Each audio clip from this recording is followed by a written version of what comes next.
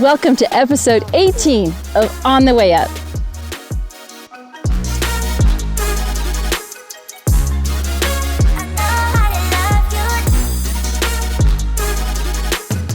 I may look like I'm in Telluride, but I'm not. I'm here at Mission Ridge, and I'd like to introduce Brad Whiting to tell you about our new ride, the Wenatchee Express. All right, Brad Whiting, Director of Mountain Operations at Mission Ridge. We're here in the garage for the new Wenatchee Express chairlift, and behind me they're putting the bubbles out of the garage and onto the line. This happens every night, or depending on when the weather is. But the chairs will usually come off the line, but certain nights they will not. And that's when there's areas of high pressure, warm temps, and limited ice, limited wind, and just fair weather. We can leave the chairs on at night. In the operator's house, we have state-of-the-art control systems. We have touchscreens that provide all the information of the upper terminal and lower terminal simultaneously.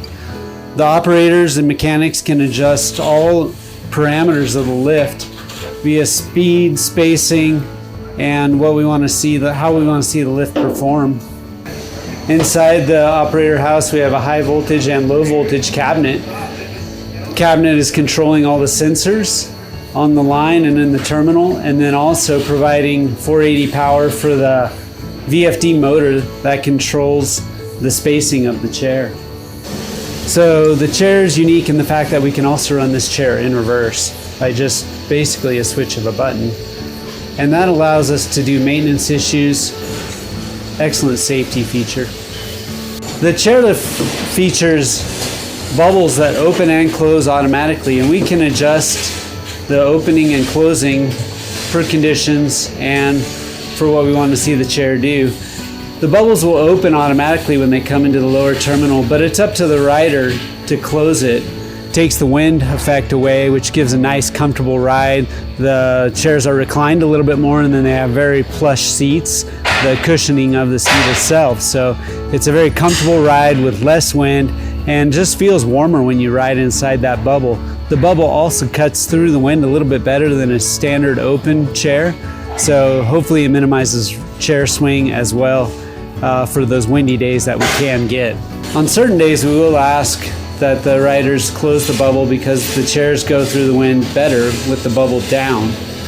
So typically the riders are going to have the option to pull the bubble down themselves. Yeah, the chair, with the engineering of the chair, it's designed to run quite a bit faster than our old lifts. This chair lets us dial in the chair line speed for the wind conditions and the wind direction. And we've seen that it has ran more frequently than it has the old chair that we replaced it with. Then at the top terminal, on the upper terminal, the bubbles will open automatically right before you unload.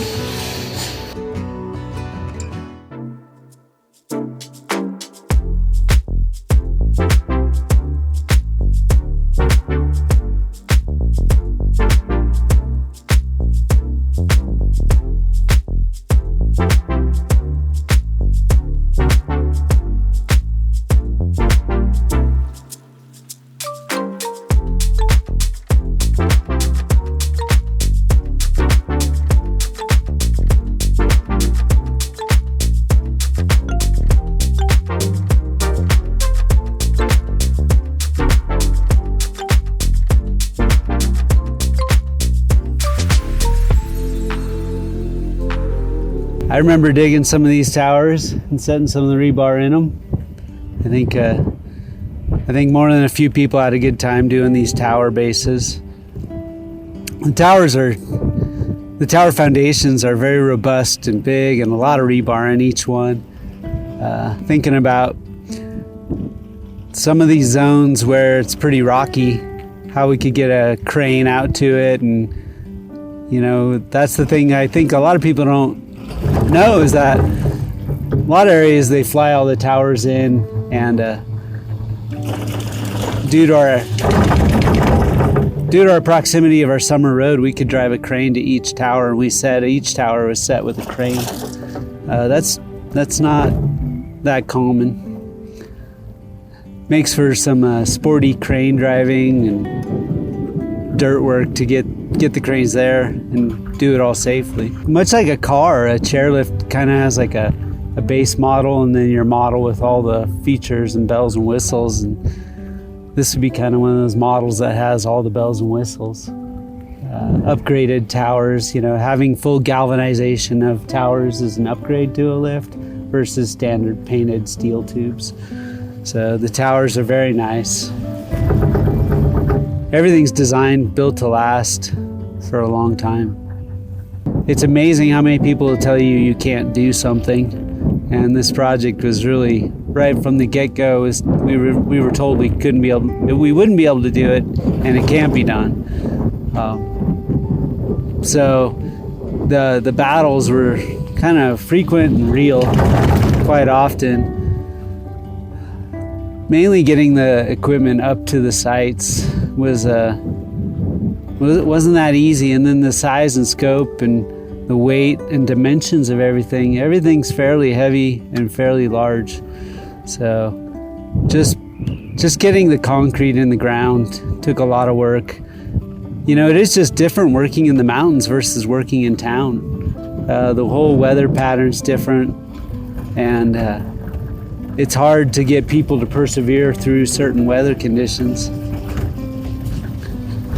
It's not really cut out for everybody, I would say, working in an environment like this. Really, the biggest thing was just getting concrete rolling into the ground. Once we had the concrete going, it felt like it was doable, but just getting the concrete and getting to that point to where you're pouring mud took a lot of work just to get there. And then once you start tipping towers up, you're like, wow, okay, it's happening. And then you start assembling the terminals, and it's like, wow, that's happening. It's really happening. But ultimately, it comes down to getting the haul rope up, and thankfully, we found a good partner to work with us on that, and somebody of similar mindset. But it all proved out to be really worthwhile, I think. The view of this upper terminal, it still kind of blows me away. What park is open? There's as much concrete in this one upper terminal building as there is in the gigantic lower terminal building. Oh, really? This thing has just as much concrete as the whole entire bottom. And that's a lot.